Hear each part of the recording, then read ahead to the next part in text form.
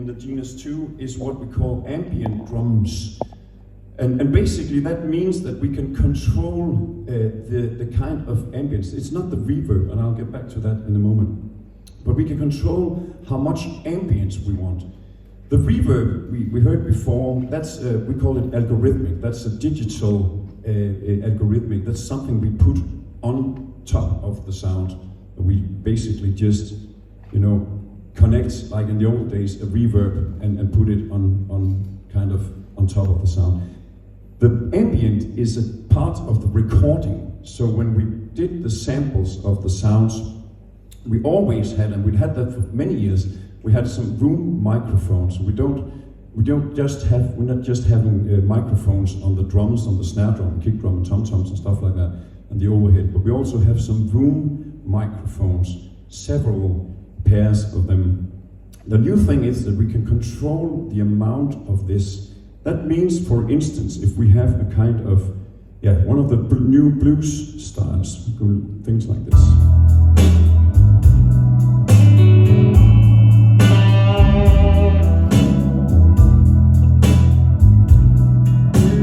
I removed the reverb for this, so there's no reverb on this style. And you will also notice how dry the sound is at the moment. Until I get to kind of control this ambient thing. If I remove the ambience on the drums, now we have totally dry sounds. So we can put a little bit of the acoustic environment feeling. Can you hear the difference from this to this? Or we can take another one, Stevie Wonder thing.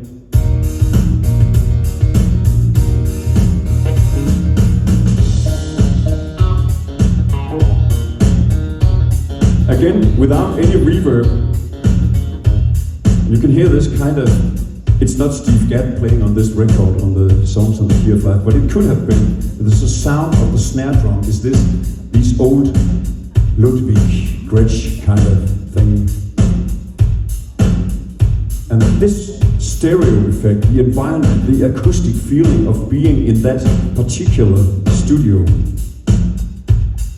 now it's gone.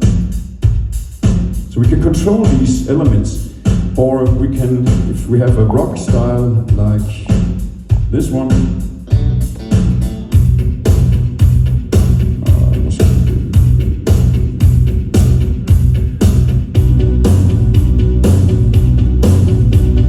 again, there are no reverb, that's nothing reverb added to this, but if I'm beginning to control the ambience on the drums, it will be flat, kind of miss some, this one.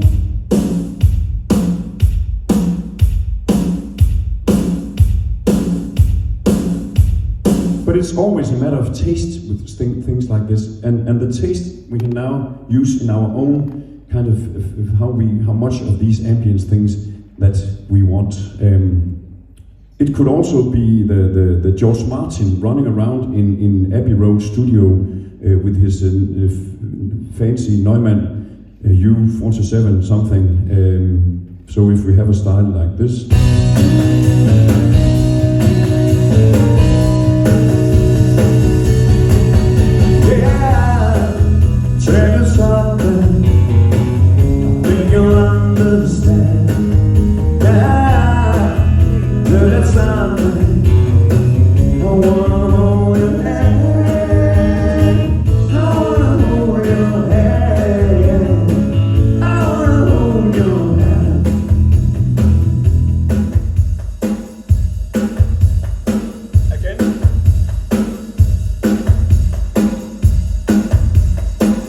Totally dry sounds, and now comes the sound of Abbey Road.